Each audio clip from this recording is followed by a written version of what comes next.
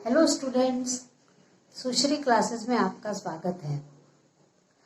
आज हम class 11th के व्यवसाय अध्ययन का सेकंड चैप्टर व्यवसायिक संगठन के स्वरूप, इसका अगला टॉपिक देखेंगे। अगला टॉपिक है हमारा सहकारी समितियां या कोऑपरेटिव सोसाइटीज। इसके अंतर्गत हम ये देखते हैं कि सहकारिता का क्या अर्थ है।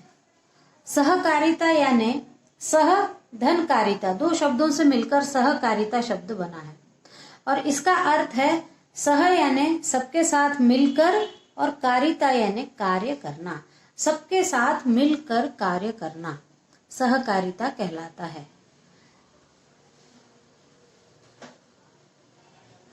अब इसमें इसका मूल मंत्र है प्रत्येक सबके लिए और सब प्रत्येक के लिए कार्य करेंगे। यानी इस सहकारी समिति के जितने भी सदस्य होंगे वो प्रत्येक सदस्य दूसरे सदस्यों के लिए काम करेगा और दूसरे सारे सदस्य एक दूसरे के लिए काम करते रहेंगे। इस समिति के गठन के लिए कम से कम 10 सदस्यों की आवश्यकता होती है। अब सामान्यतः व्यावसायिक क्रिया में उत्पादन के द्वारा थोक व्यापारी और थोक व्यापारी के द्वारा फुटकर व्यापारी माल लेते हैं, खरीदते हैं और फिर वो ग्राहकों तक पहुंचाते हैं। ग्राहक फिर उनको खरीदते हैं। यानी जहां से फैक्ट्री में उत्पादन होता है वहां से थोक व्यापारी खरीदते हैं और थोक व्यापारियों से फुटकर व्यापारी खरीदते हैं और फिर उन फुटकर व्यापारियों से ग्राहक खरीदते हैं। तो बीच में ये बिचौलिए होने के कारण, बीच में 2-3 लोग होने के कारण वस्तु जो है वो ग्राहक को महंगी मिलती है और उसको अनावश्यक बीच वाले लोगों का पैसा देना पड़ता है। इसके लिए कोऑपरेटिव सोसाइटी का निर्माण किया गया ताकि इन सोसाइटियों का काम ये है कि ये उत्पादक से ही वस्तुओं को खरीदते हैं और फिर कम लाभ लेकर, इनका उद्देश्य लाभ कमाना नहीं है वस्तु को बेचकर, इनका उद्देश्य है कि सेवा करना, लेकिन लाभ कम लेना। लाभ तो लेंगे क्योंकि नहीं तो सोसाइटी कैसे चलेगी, इसलिए लाभ देना पड़ेगा, लेकिन इनका लाभ कमाना उद्देश्य न होकर लोगों की सेवा करना ये उद्देश्य है, सेवा करते हुए लाभ कमाना। अब इस कोऑपरेटिव सोसाइटी की जन्मभूमि है जर्मनी। सबसे पहले जर्मनी में ये शुरू हुआ और रेफिसन और सुजेडेलियस ने इसकी शुरुआत की थी। इस कोऑपरेटिव सोसाइटी का पंजीकरण करना अनिवार्य है।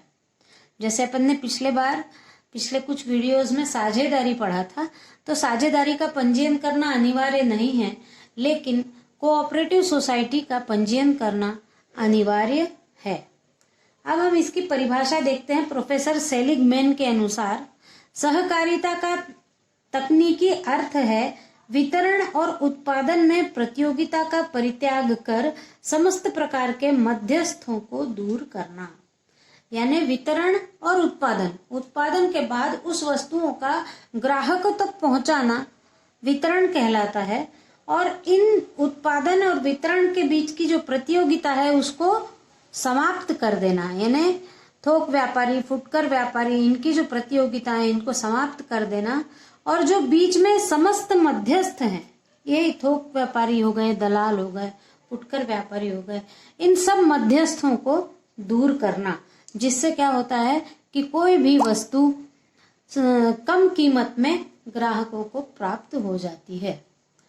अब हम देखते हैं कि सहकारी समिति के लक्षण, विशेषताएं या सिद्धांत या characteristics, features, principles of cooperative society. तो कोऑपरेटिव सोसाइटी में पहला है पंजीयन अनिवार्य। सहकारी समितियों को अपना पंजीयन कराना अनिवार्य होता है।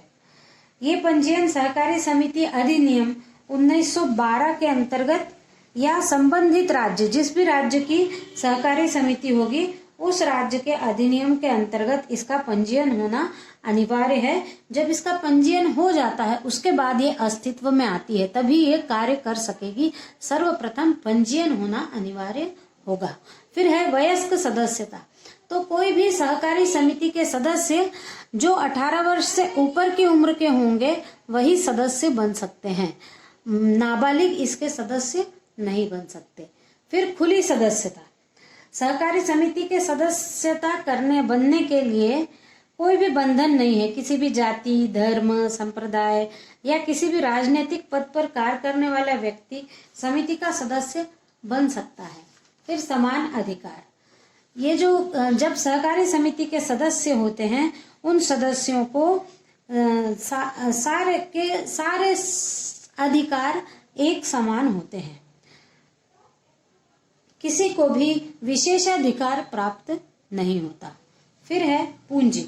सहकारी समिति की पूंजी अंशों में विभाजित होती है। अंश यानी शेयर्स में सारी पूंजी विभाजित होती है। समिति की सदस्यता अंशों के क्रय करने पर होती है, यानी अंशों को क्रय करना पड़ता है तब समिति के सदस्य बन जाते हैं, या शेयर्स खरीदना पड़ता है तब समिति के सदस्य बन जाते हैं। कोई भी सदस्य कुल अंश पूंजी के 10% से अधिक अंशों को क्रय नहीं कर सकता, यानी कितने भी शेयर्स हों 10% शेयर्स ही उस सहकारी समिति के कोई भी सदस्य खरीद सकता है, उससे 10% से ज्यादा नहीं खरीद सकता। फिर अंशों का हस्तांतरण, यानी जो शेयर्स खरीदे हैं उनको किसी दूसरे को हस्तांतरित नहीं किया जा सकता, या इसको किसी खुले बाजार में विक्रय भी नहीं किया जा सकता। फिर मताधिकार की समानता। एक सदस्य एक मत डालने का अधिकार रखता है, चाहे उसके पास कितनी भी संख्या में शेयर्स हों। एक व्यक्ति एक मत के सिद्धांत का पालन सहकारी समिति में किया जाता है, यानी यदि वहां पर किसी भी प्रकार के चुनाव होते हैं तो जब मतदान किया जाता है, केवल सहकारी समिति के अंतर्गत के चुनाव, तब जो मतदान किया जाएगा तो शेयर्स कितने भी किसी के भी ज्यादा हो, लेकिन एक व्यक्ति एक ही मत डालेगा, तो मताधिकार में समानता रहेगी। फिर है दायित्व। समिति के सदस्यों का दायित्व उनके द्वारा क्रय किए गए अंशों की राशि तक सीमित होता है। दायित्व केवल उनकी अंशों में लगाई गई राशि तक ही उनका दायित्व सीमित होता है। आज के वीडियो में बस इतना ही। सुश्री क्लासेस को सब्सक्राइब करिए, लाइक करिए, शेयर करिए। Thank you.